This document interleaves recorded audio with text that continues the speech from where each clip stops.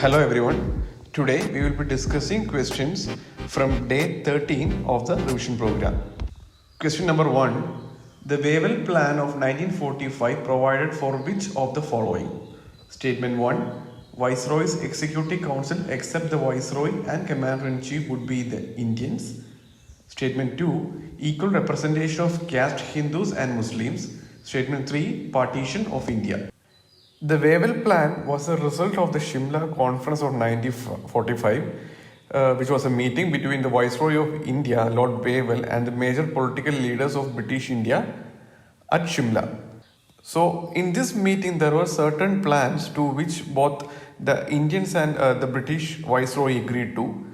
It includes that, as per the plan, all the members of council except the Viceroy and the Commander-in-Chief would be Indians, and also for the council there would be equal representation of caste Hindus and Muslims, and also it was proposed for a future constitution of India. There was no agreement whatsoever on regarding partition of India. So statement 3 is right. So the answer is option A, 1 and 2 only. Question number 2. Consider the following statements about non-cooperation movement. Statement 1. In 1920, at a special session in Calcutta, the Congress approved a non-cooperation program. Statement 2. The program urged the use of khadi and Indian material as alternative to those shipped from Britain. Statement 3. Mahatma Gandhi called a halt to non-cooperation movement due to Chaudhry Chowra incident. Which of the above statements are correct? The year 1920 of international movement marks the Khilafat and non-cooperation movement, and it's a very significant but short phase of Indian independence movement from the British rule. It was led by Mahatma Gandhi, and he discontinued it after violence erupted at Chaudhry Chowra. So it was in September 1920 that Congress approved of Khilafat and non-cooperation movement till the Punjab and Khilafat wrongs were removed and Swaraj was established.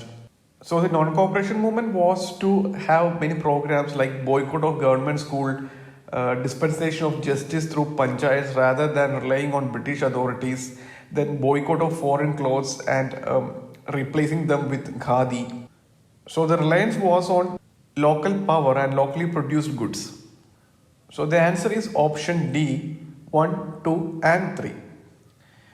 Question number 3. Which of the following were the main objectives of the Khilafat movement? Statement 1. To save the Ottoman Empire and preserve the Khilafat. Statement 2. To increase reservation for Muslims in government jobs. Statement 3. Reformation of Muslim society. This Khilafat movement was organized because at that time the Caliph of Turkey was perceived as the religious head of all Muslims in this world. So after this World War I, this British was planning to divide it into various territories. So the Muslims all over the world perceived it as a gross injustice towards their religious leader. So this is the primary reason why Khilafat movement was organized in India. So the answer is option A, 1 only. There was nothing about reservation of Muslims or reformation of Muslim society. The sole focus was undoing the perceived injustice that's been done to Turkey. So the answer is option A, 1 only. Question number 4. Consider the following statement about proposal of the Cripps mission. Statement 1. Indian Union with a dominion status would be set up. Statement 2. It would be free to decide its relation with the Commonwealth. Statement 3. After the end of the war, a constituent assembly would be convened to frame a new constitution. Which of the above statements are correct? So it was in March 1942 that a mission headed by Stafford Cripps was sent to India with constitutional proposals to seek Indian support for the war, as Second World War was around the corner and British wanted to garner the support of Indians. So there were a number of proposals in this. It included that the defense of India would remain in British hands while the constitutional changes are being done. Then Indian Union will have a dominion status. It would be free to decide its relationship with the Commonwealth.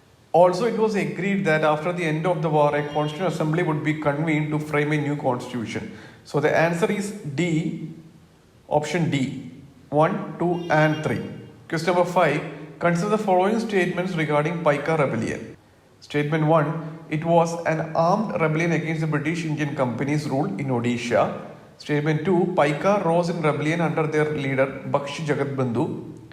Statement 3. It was strongly supported by Zamindars and ordinary peasants. Which of the following statements are correct?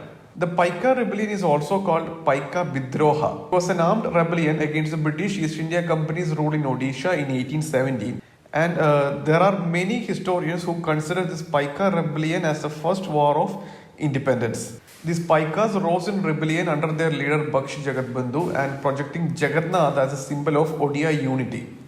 They had strong support of Zamindars, village heads and ordinary peasants.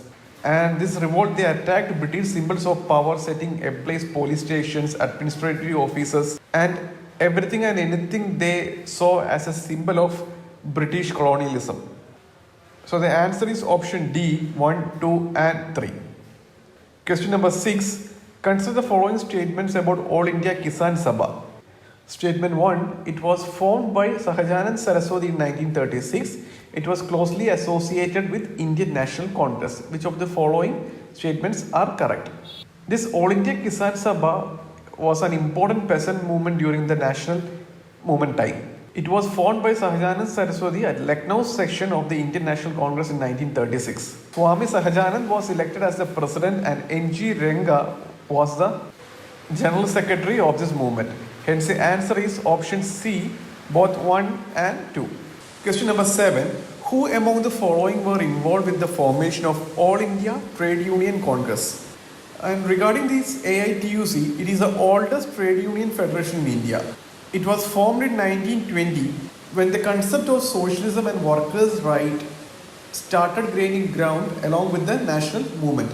Lala Lajpat Rai was the first president in Bombay, and along with Lala Lajpat Rai, Joseph Baptista, N.M. Joshi, Diwan Chamanlal were the important founding members of this AITUC.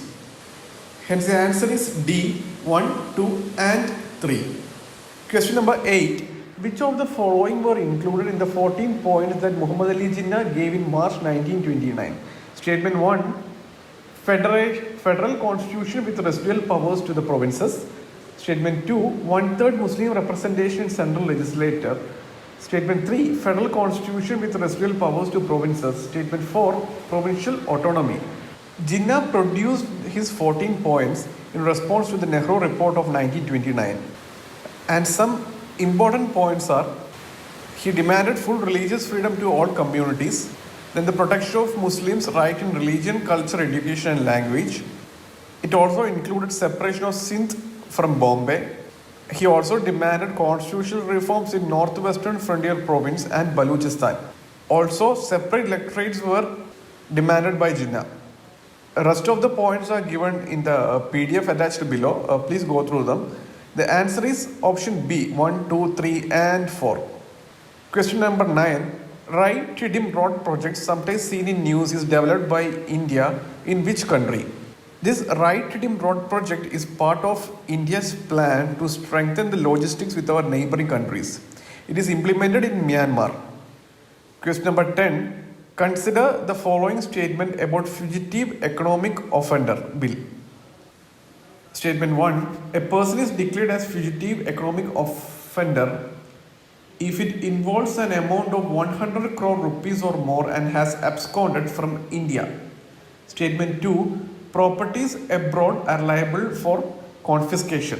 So according to this Fugitive Economic Offenders Bill, a fugitive economic offender is an individual who has committed some specified offences that involves an amount of 100 crore rupees or more and has absconded from India, and he refuses to come back in order to avoid criminal prosecution, just like Vijay Mallya is doing now. So this bill enables the Indian government to confiscate his property both at his origin nation and foreign country if so declared by a court. An administrator will be appointed to manage and dispose of the confiscated property. So today's discussion is over. We will post the topics and questions tomorrow. Goodbye.